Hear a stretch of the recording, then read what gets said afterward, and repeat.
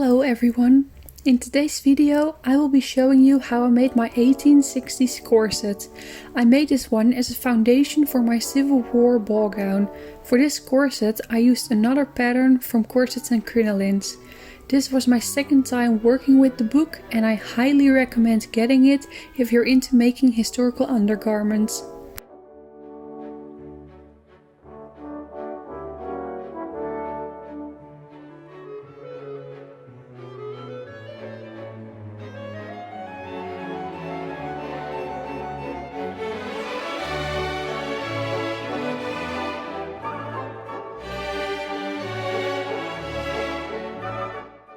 I started off by putting my pattern together. I enlarged the pattern the way I showed in my first 18th century stays video. The only difference is that this pattern still wasn't the right size for me. The woman this corset belonged to had a 20-inch waist, which is nowhere near what my waist is, so I had to size it up a lot. To do this, I used a video made by Arnea Black Corsets here on YouTube. She explains this way better, so I'll link the video in the description if you want to learn how to do this.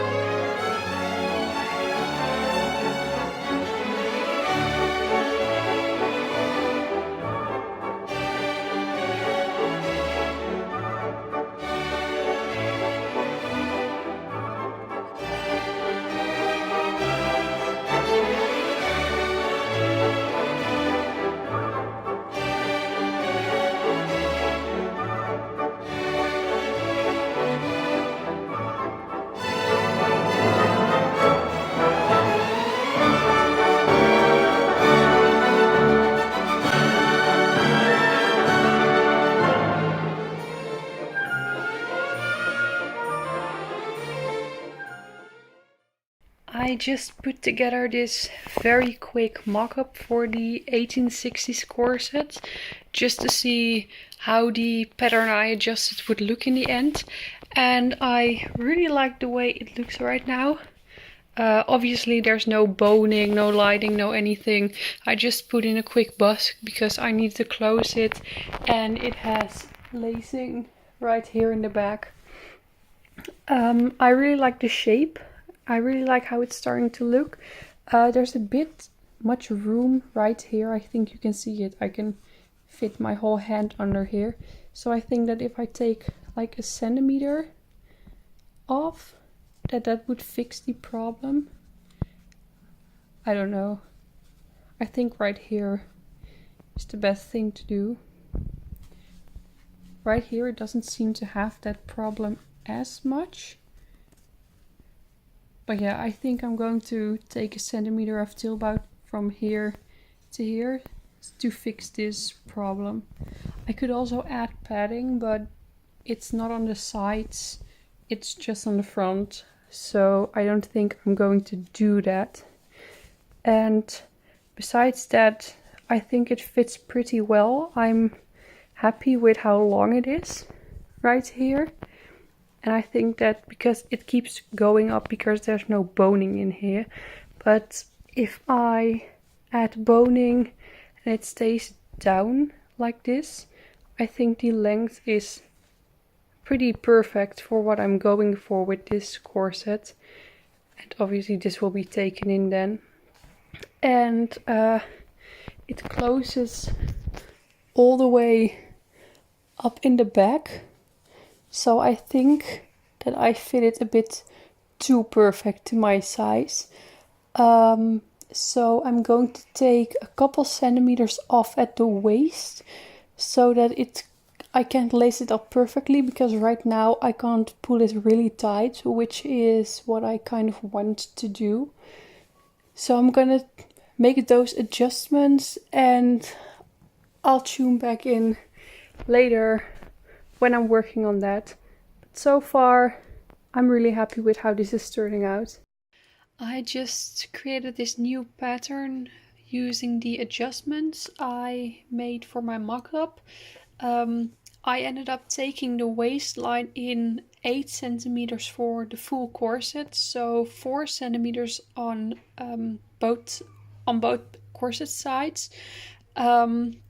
I ended up adding 3 centimeters to the bottom piece. Here you can still see my line from where it used to be. And the 3 centimeters I added.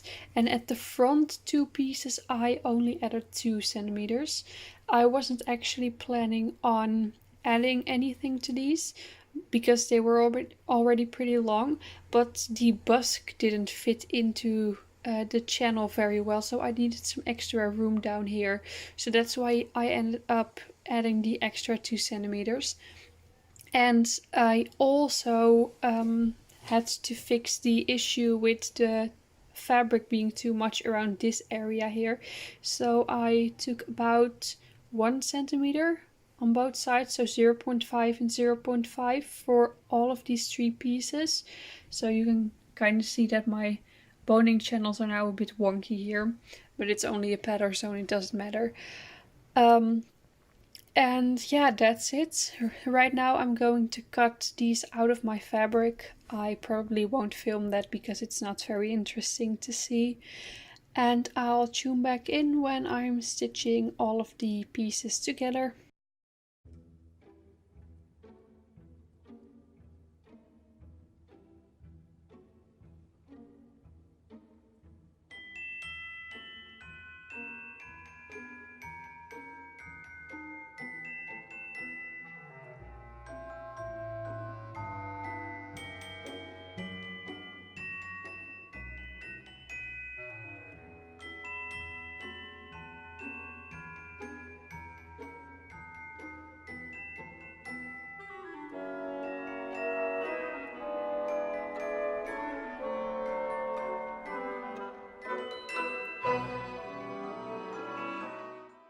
As you can see here, I have been quite busy yesterday evening.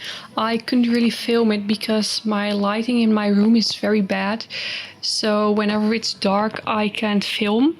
But I stitched together the lining of the corset, which is also what the pattern suggested. I stitched down the center front 1/4 of an inch, like the pattern said, and I also added a piece of twill tape to the place where the eyelets on the back will be for extra strength. That's also what the instructions said I had to do. And I am currently working on the top layer of the corset, but I'm quite confused by these instructions for it. The pattern says to take piece number 1 of the material, which is what I have here, and tack it down the center of number 1 of the lining, which is kind of what I did. Number 1 of the lining is down here.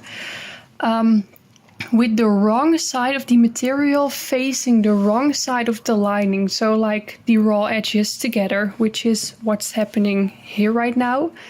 Then it says, next take number 2, tack it down the center of number 2 of the lining with the edge overlapping number 1 and the wrong side of the material against the wrong side of the lining, covering the raw edges of the seams.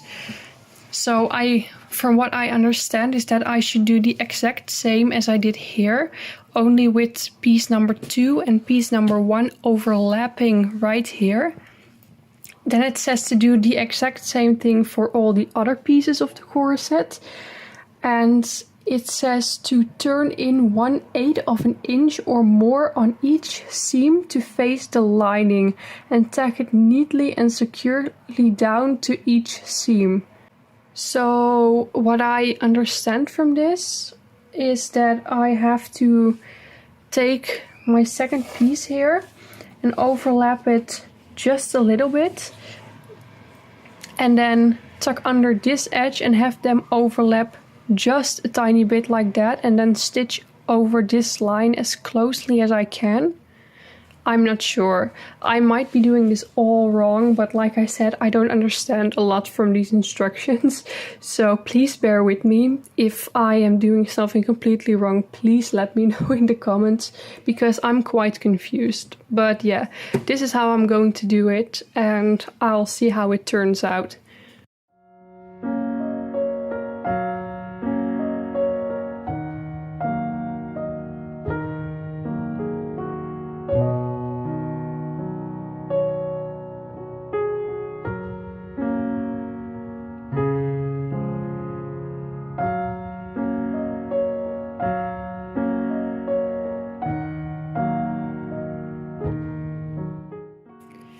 Hello again. I just, as you saw, stitched down the first line of the top of the corset, and I just quickly wanted to show you because, again, I am still not sure if this is correct what I'm doing, but I do think that it looks really nice. So this is just what I'm going to keep doing. I also just quickly pinned down the allowance where the bust will be inserted, just to have it more flat. But yeah, I think it looks really nice. I do hope that the boning channels that will be covering this will kind of get rid of the seam allowance showing through the fabric. I didn't expect it to be so see-through. Well, it's not insanely see-through, but you can kind of see where the lines are. So I hope that will be solved in the end. But yeah, I'm going to keep doing what I'm doing right now because I really like this.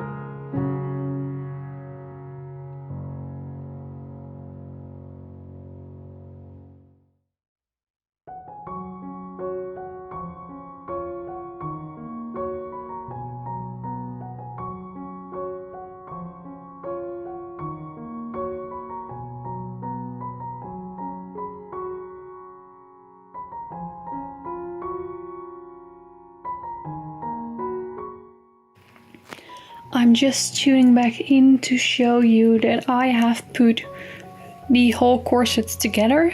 I was really struggling with this whole top stitching situation, which I had never done before, and this is the first side that I did, and the second one was already a lot better. I ended up taking everything that I showed in the video you just saw out again and again after that, because it wouldn't be like neat and tight.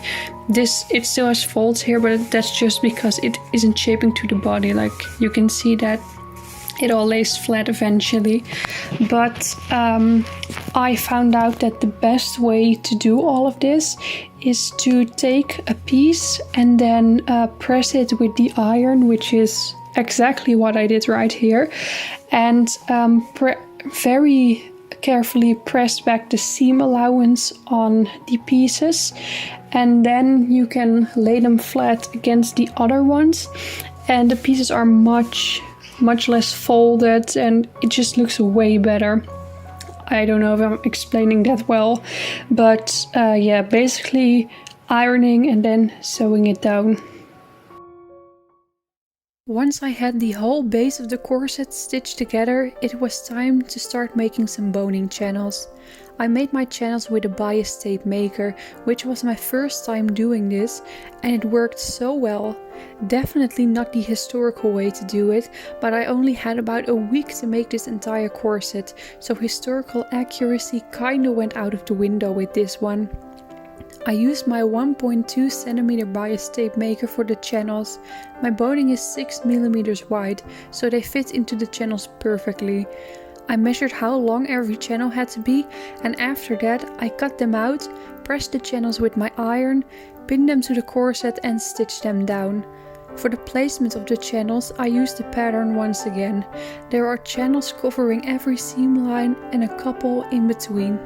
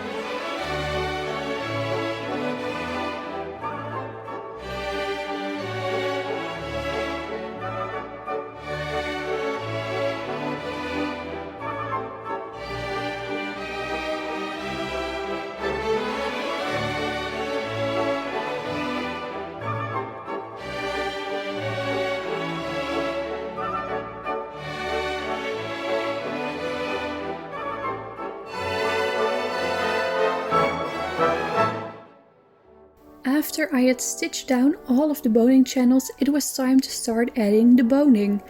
I always use 6mm flat steel bones to bone my corsets with. I really like working with these because I can get them in bulk and cut them into the exact length I want to. I let the bones stop about 1 centimeter from the corset edge.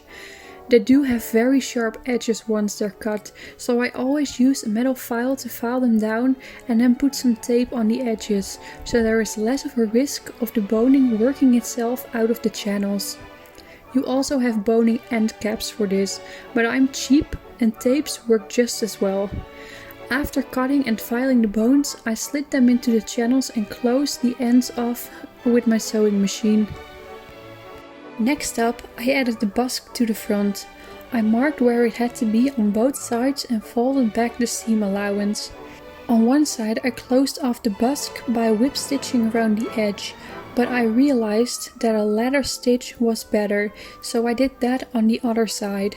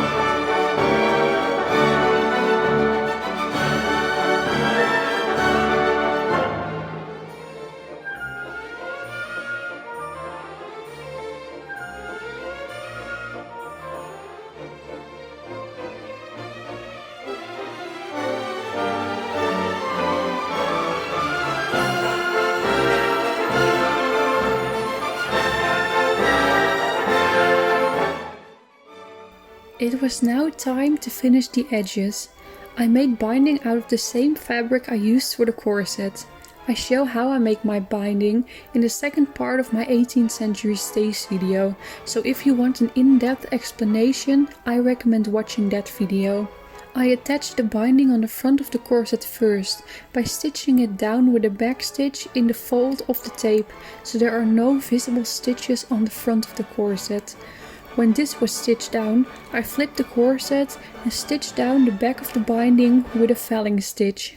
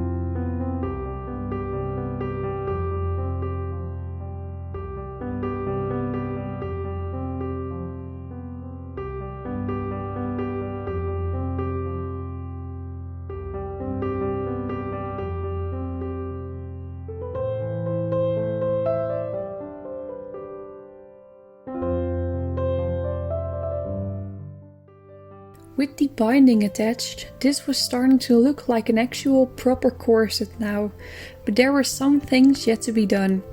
Next up is one of my absolute favorite things to do, hand stitching eyelets. The Victorians actually used metal eyelets a lot, but I hate the way those look and I enjoy hand stitching them way too much. In Corsets and Crinolines there is actually a line that says, lace holes are generally worked with a buttonhole stitch. Others insert in every hole or ring, called a patent lace hole. These are very durable, but are said to destroy the laces. Which means that it's actually not completely historically inaccurate to hand stitch my eyelets. I explained exactly how I make my eyelets in my 18th century stays video.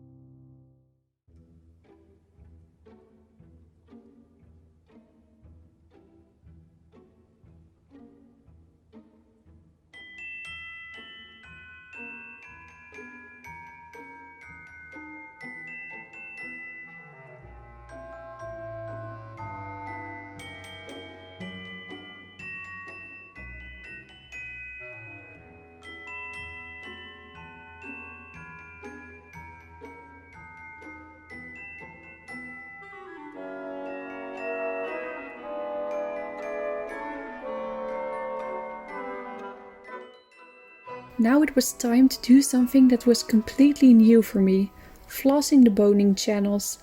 As said in an article of Foundations Revealed, flossing is the decorative embroidery often seen at the tops and bottoms of corsets. It is placed at the end of boning channels to strengthen them, protecting the fabric from the wear of the bones moving within their channels. Flossing is also used at points of weakness, such as gusset points, to provide extra protection against the fabric from tearing. It's a free article, so I'll link it in the description if you are interested in reading the entire thing. For me, this was the first time trying flossing.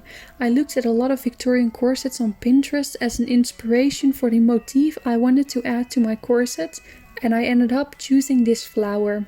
I saw it on another corset and thought it was absolutely adorable. For the flossing, I used the same embroidery thread as the eyelets.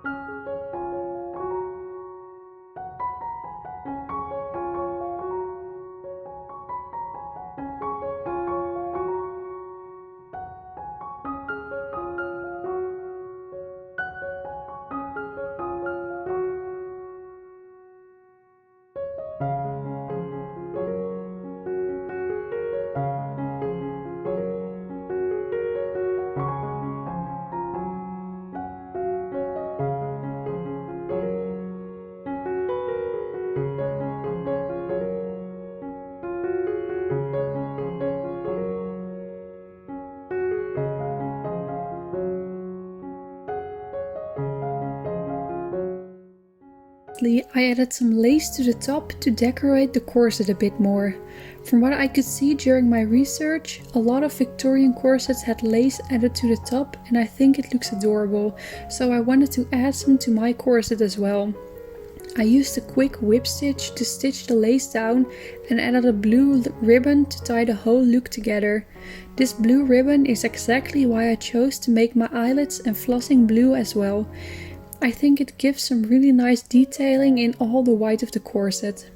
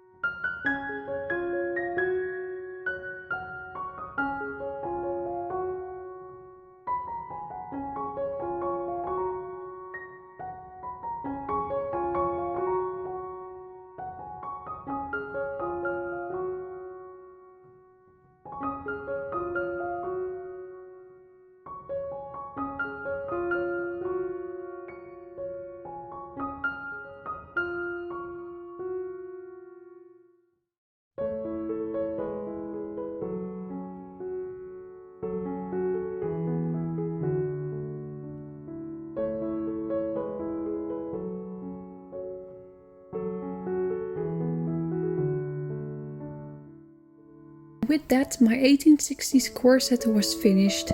I think this is generally a very simple corset to make. It doesn't have any difficult shapes and it doesn't include cording, just the boning channels to give more shape and strength. I do have to say that this maybe isn't the best corset to use when you're more of a busty lady, which I am as well. It doesn't have extra gussets to support the breasts, which is something I could have definitely used. But besides that, I am very happy with how this corset turned out.